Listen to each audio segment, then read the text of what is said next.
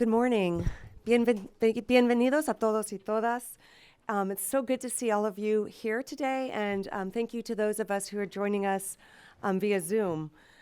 Horacio, it's so good to see you again. We're so grateful to you for joining us. So my name is Rebecca Bill Chavez. I'm the president and CEO of the Inter-American Dialogue, and I'm really honored to be the person who has the privilege of introducing Horacio Larreta. I just have to say, too, that Argentina has a very special place in my heart. It's where I spent a year as a Fulbright scholar, and I spent another year there doing research on the rule of law for my dissertation and book on the rule of law in Latin America. And I consider Buenos Aires, where you've governed since 2015, to be my second home. So the Inter-American Dialogue, we're absolutely thrilled to be co-hosting this event with our good friends from the Wilson Center's Latin America program, and in particular Ben, and the Atlantic Council's Adrian Arsh Center. Horacio has a very impressive track record as mayor of Buenos Aires, which is reflected in the fact that he was reelected in 2019 for a second term. As mayor, he's prioritized public health, inclusive government, inequality, citizen security, and infrastructure and transit. He's also successfully done something that many mayors dream of. He has projected the city of Buenos Aires onto the world stage, in part through his active engagement in climate issues. I saw this firsthand when I was in Buenos Aires in October for the C40 World Mayors Summit, where numerous commitments were made, including the C40 Mayors' commitment to the creation of 50 million green jobs by 2030. So we are so grateful to you, Horacio, for taking the time. I know your agenda in DC is packed to share with us your thoughts on Argentina's political and socioeconomic future going forward. And we know that you are also a leading pre-candidate for the presidency, which I should definitely mention. We're looking forward to hearing your thoughts on how to address polarization, building the coalitions that which you've talked about, and also ensuring inclusive economic recovery.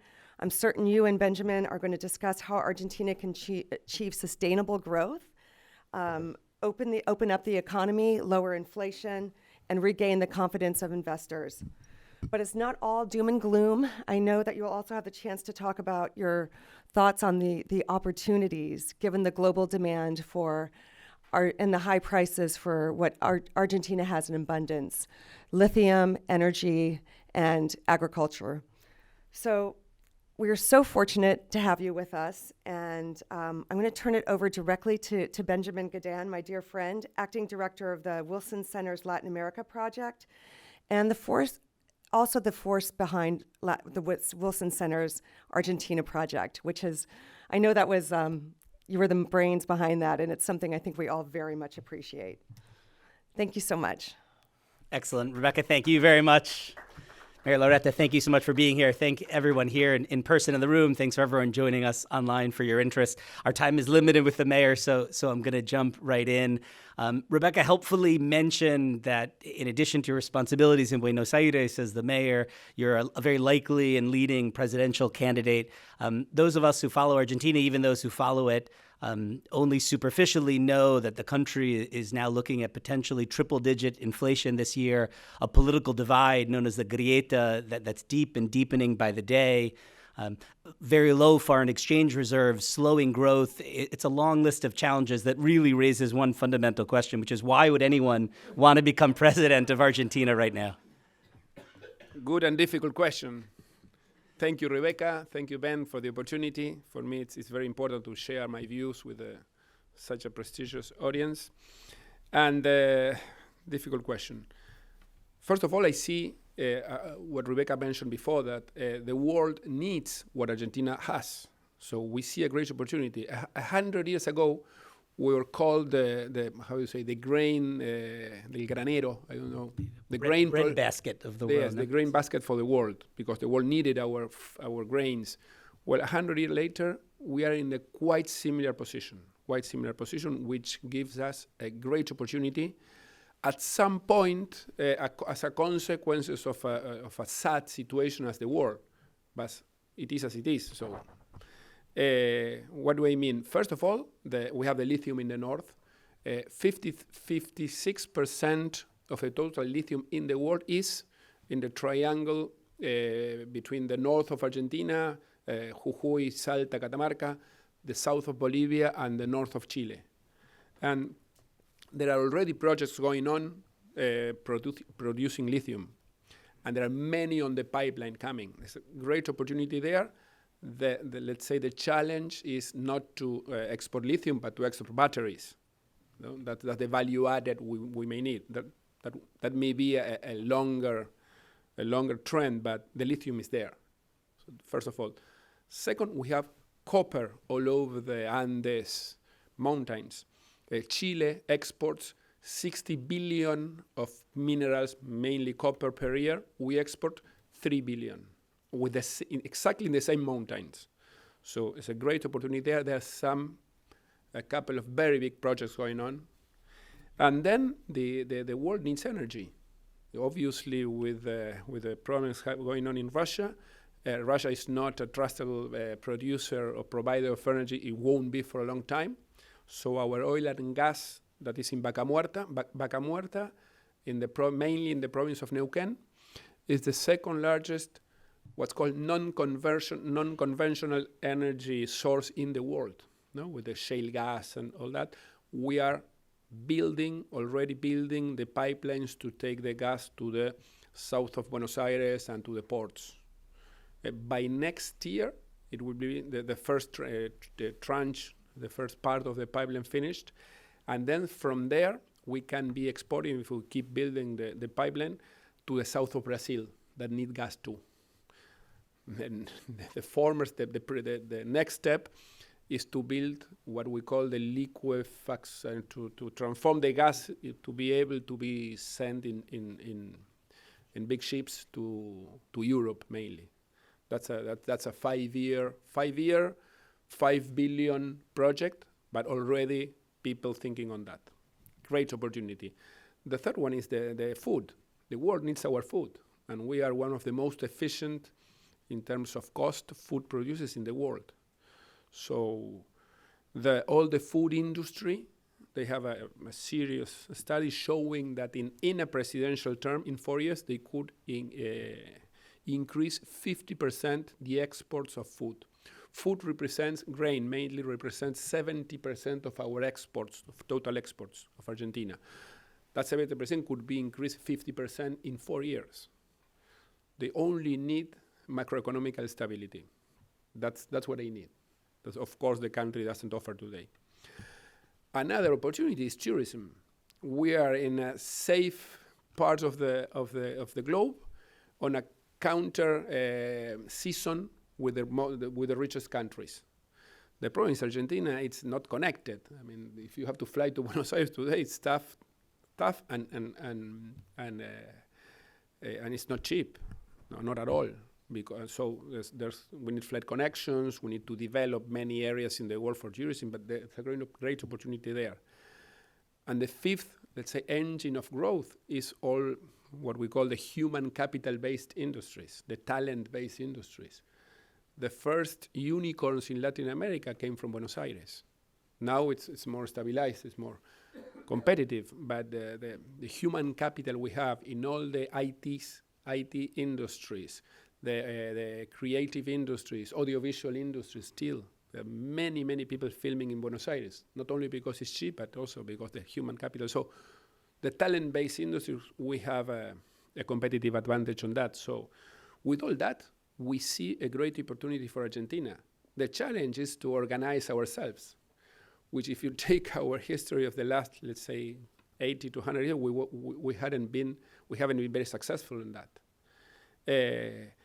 On that, my view is that we need to build like a larger consensus to support a long-term plan that we can maintain in time.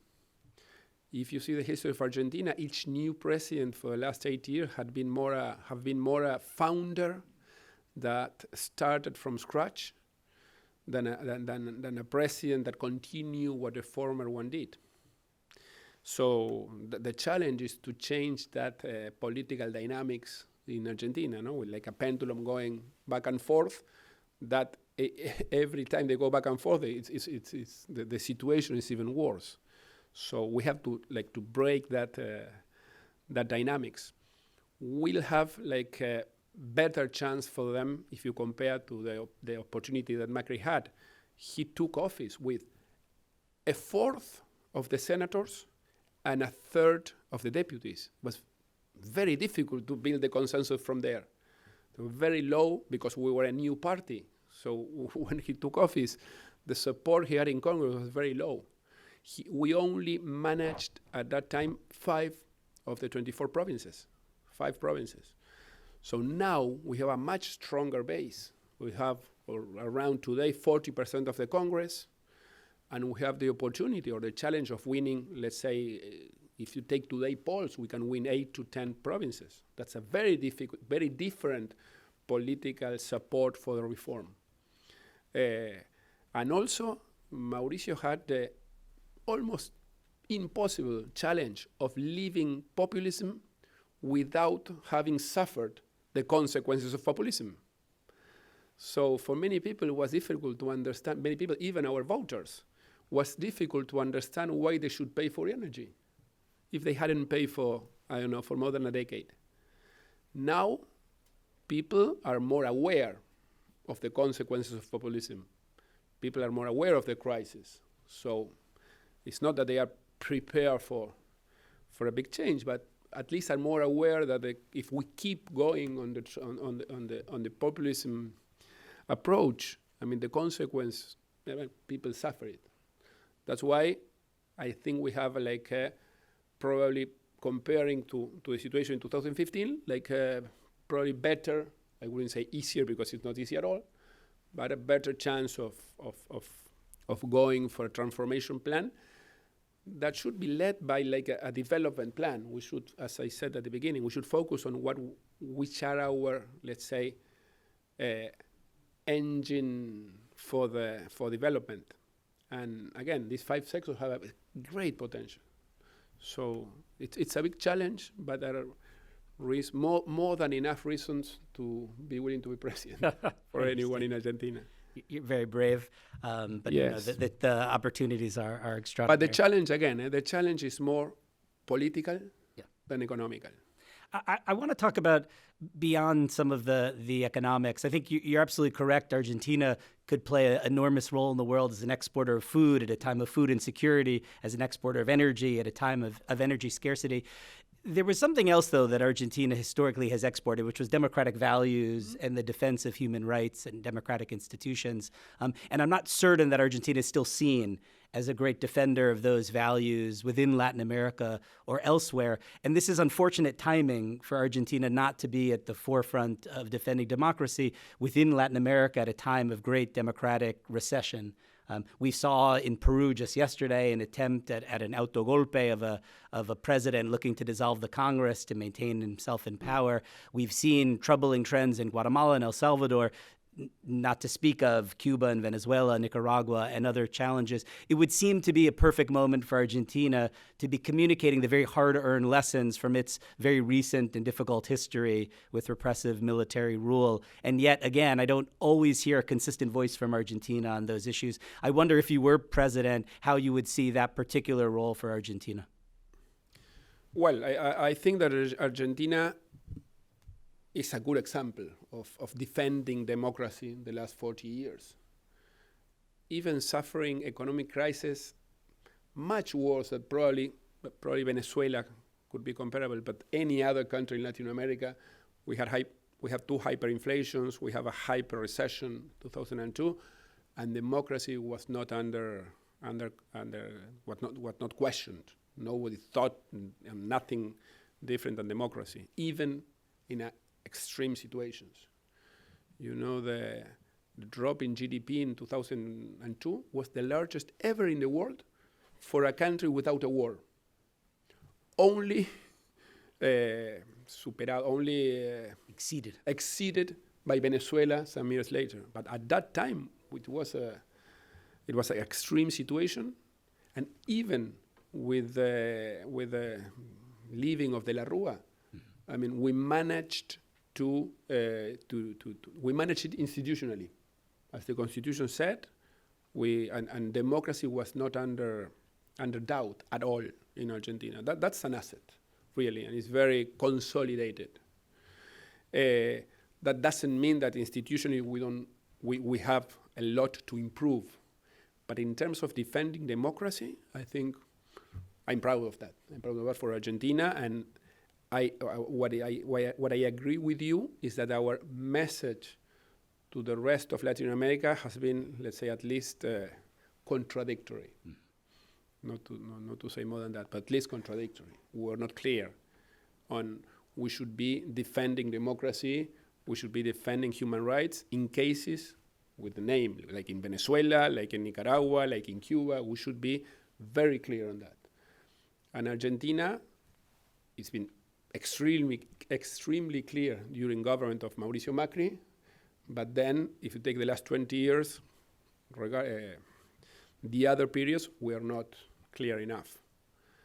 Remember in 2008, 9, or before that probably, having Chavez in that meeting in Mar del Plata complaining against ALCA, remember that? And we were not clear enough. So on that, we should be clearly aligned with democratic and defense of human rights values. Very clear.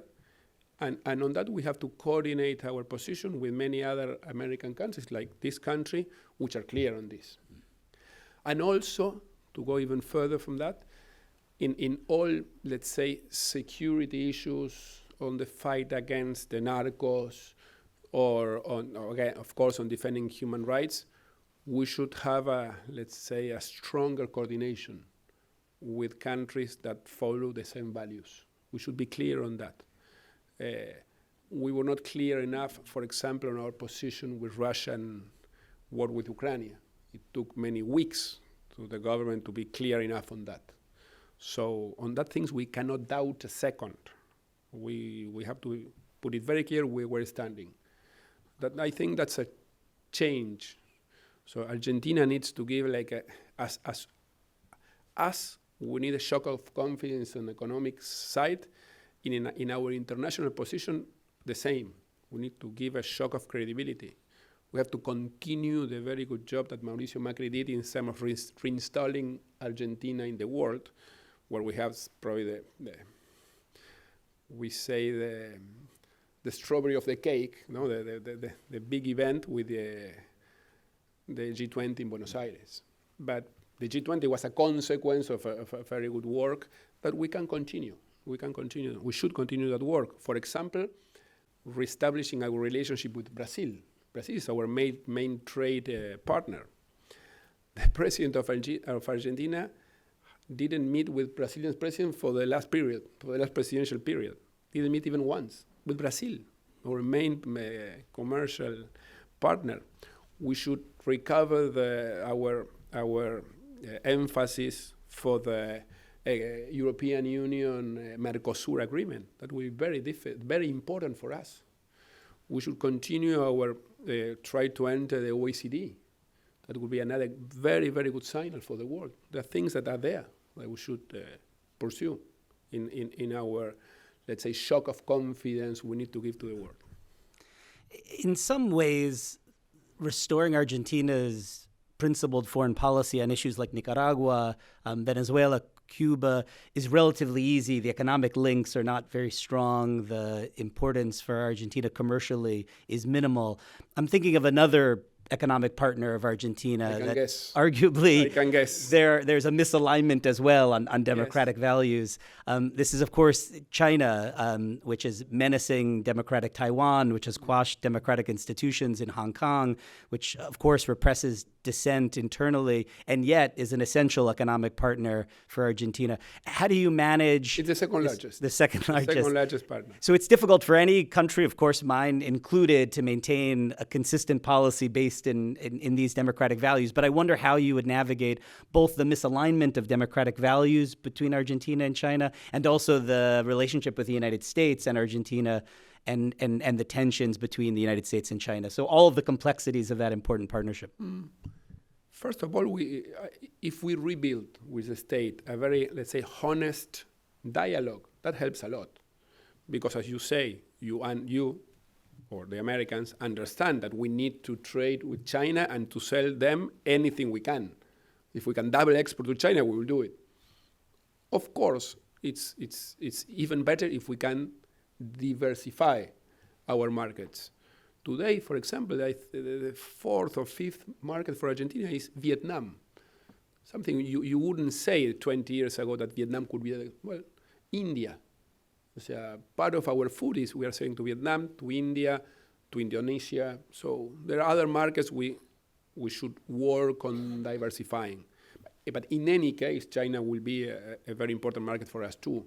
So I think it's compatible. I think it's manageable to be as aggressive as we can in terms of exports and or investment, and to be sensitive to issues that could touch, let's say, the democratic values or geopolitical situations, and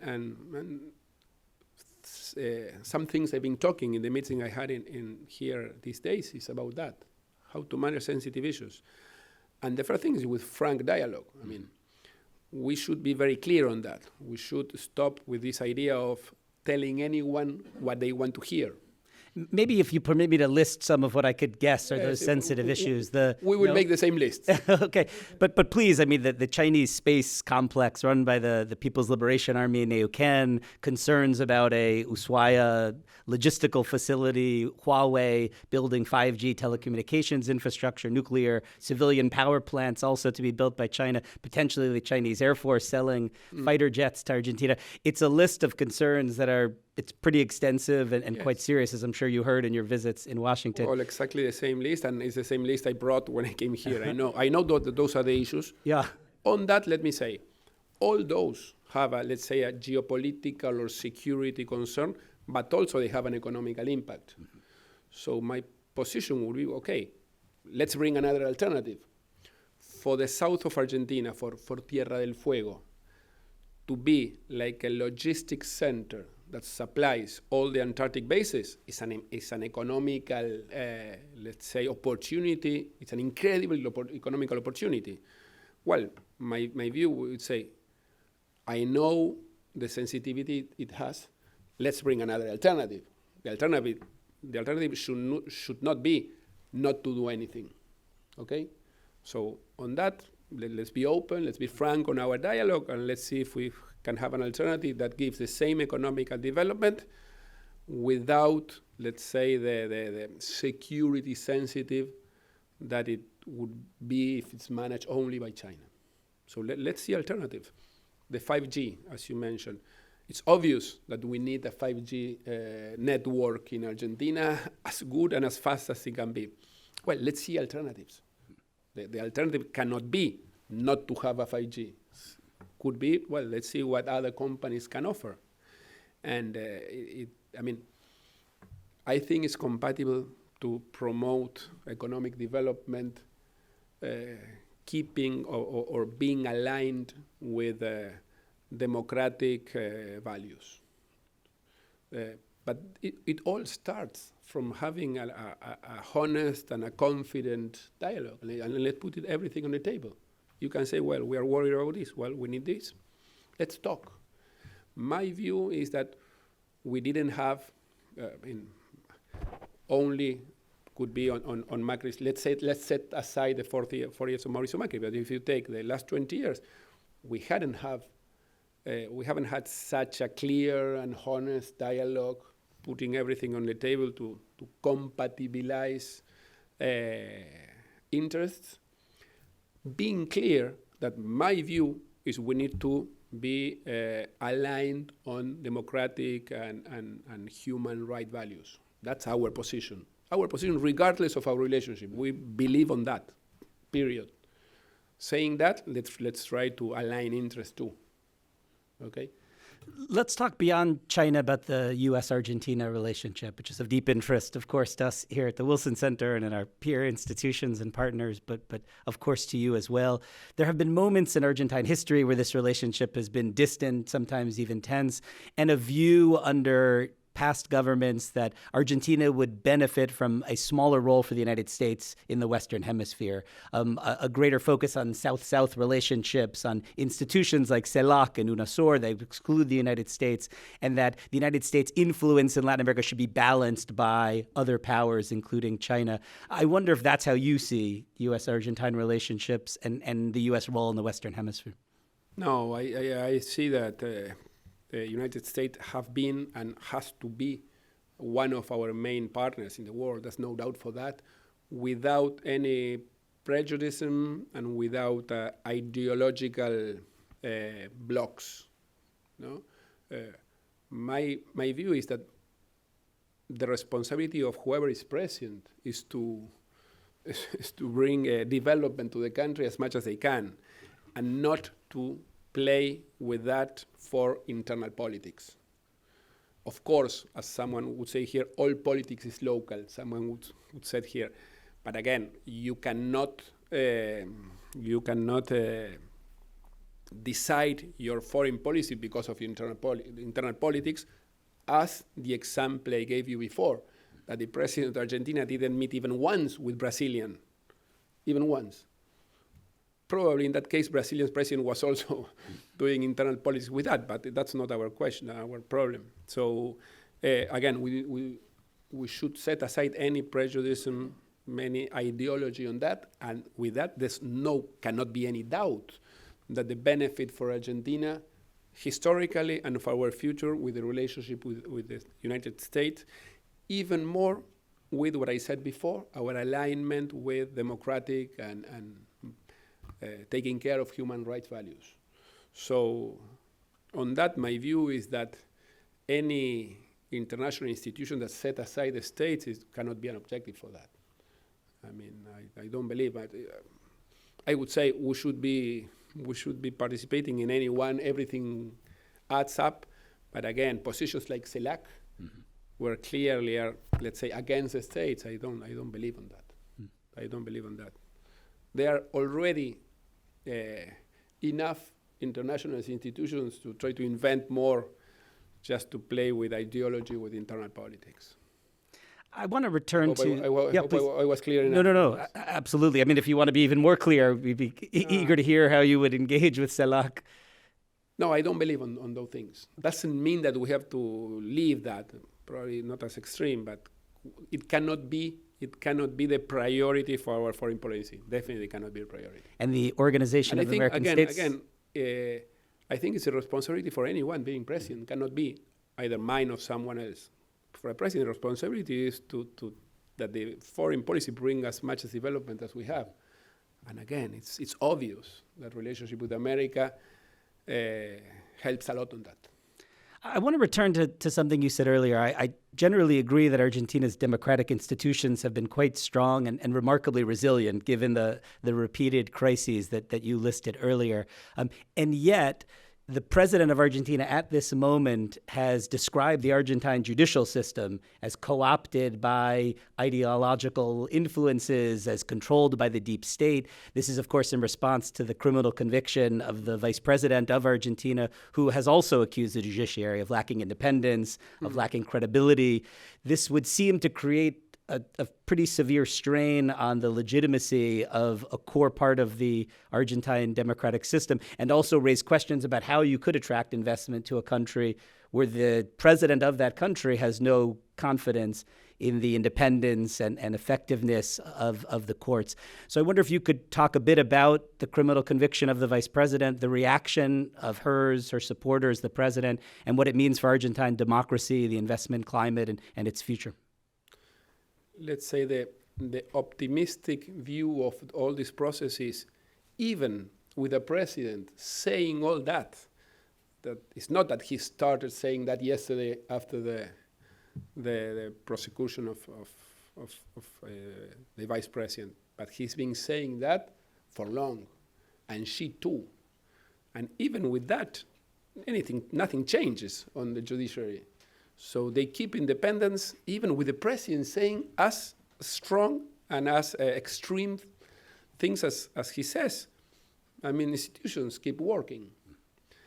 And there, our role of opposition has been, for me, very, very valuable. They couldn't change anything important on the institutional system because we blocked in Congress. First of all, what's called the judicial reform. They tried a year ago. Then they wanted to change the main prosecutor of the chief of all the prosecutors in Argentina. They couldn't. They tried to increase the members of the Supreme Court. They couldn't. They tried to change the composition of what's the most important thing, which is called the Consejo de la Magistratura, which is the agency that appoints judges. They couldn't. So we blocked all these, let's say, attempts that they would have harmed deeply the institutional system in Argentina, and they couldn't change anything. So again, I think that it's a signal of strength of our institutions and of democracy that even what they say, and even what they tried in the Congress, they couldn't change anything.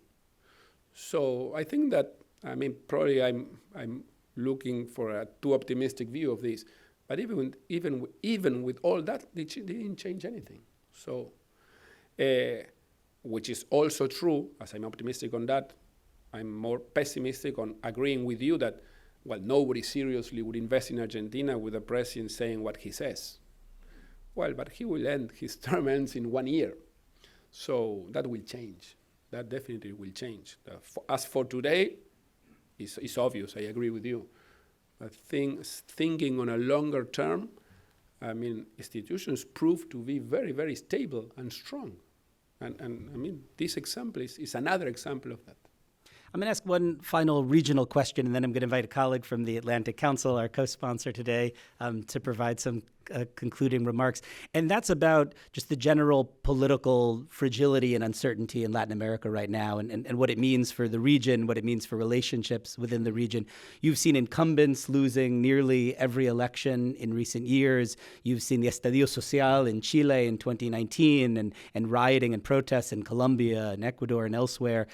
You've seen traditional political parties almost evaporate, and populism, a variety of ideologies take its place.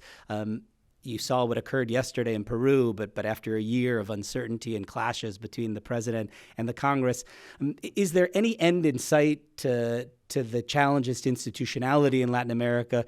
Is there any hope for greater regional alignment and coordination? Given the elections of those on the political left in recent years and the potential for Argentina to move in the opposite direction ideologically, how do you see this region right now in all its complexity, and what does it mean for Argentina? Well, as you say, complex, very, very complex. The challenge today for politicians is even more difficult because that's more like a sociological approach, but with the hyper-communication brings hyper-anxiety on results. Impossible to provide in democratic systems. So that's a challenge. That's a challenge beyond Latin America for the world. You see populism showing up all over the world, probably because of this phenomenon. It's impossible to satisfy voters, with the hyper-anxiety. But that's a challenge. I think that as any trend, at someday it will change. Someday people will realize that they cannot be asking for immediate results because they see it in Instagram, how people are so happy somewhere else in the world. So when it will change, I don't know. I'm not an expert on that. But that trend cannot make you change your convictions. I wouldn't turn myself into a populism because I see that populists are winning elections because of this. We should keep on our conviction, being having let's say the faith that at the end of the day people will value seriousness, people prepared, that have how we call it, our feet on the ground. That can prove experience on working in governments, that can show results. I bet I wouldn't say my dream, no, my hope is that it will happen in Argentina in the next election. If Argentina wants an extreme populist outsider, I won't be that. I won't turn into that just to win an election. I don't believe on that. I'm not that. But again, as in general, you can see examples in the world, you can justify a thing and the opposite. No, I can say that, I don't know, French people maintain, let's say, the stability of Macron in terms of going to extreme as it could be. Or, well, the last elections in this country.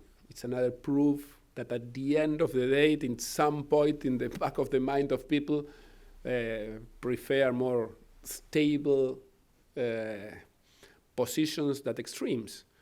And at the end, and also, because as you may say that the track record in terms of elections of extremes could be, for me, worrying, but could be a trend.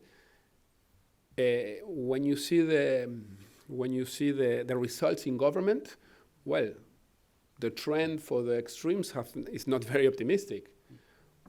And the example in Peru yesterday is another example of that. A complete outsider. I don't have a clear view of his results, but I mean, superficially reading the papers, he had all the problems, or he created all the problems he could, and he couldn't finish the mandate, coming from that was an extreme outsider. And around the world, you see the same trend, that the extreme outsiders in general, they fail in government. I hope that people realize that too, but I'm sure at the end they will. So I won't change my conviction. It's true that the world and that the region is very complex because of that. You have to deal with people, that coming from different positions. My view that always extremes are bad. Any extreme, any fanatism is bad for the country. I don't have doubt of that. And again, when I say that we have to build a larger consensus, means that we cannot we cannot be guided by the extremes. But anyone being president of Argentina will have to deal with that in the region. The first challenge we have is to order internally ourselves. So we have a lot to do on that. That does not mean that it's not important what's going on in the region, but it's so big the effort we have to do in terms of our internal order, let's say, internal politics, internal stability, the internal development plan, that the future, the short-term future for Argentina does not depend so much on what's going on in the rest of Latin America. It depends much on what we can do at home. We have to start by our own homework, and it's a lot to do on that. Let me invite the Deputy Director of the Atlantic Council's Latin America Program for concluding remarks.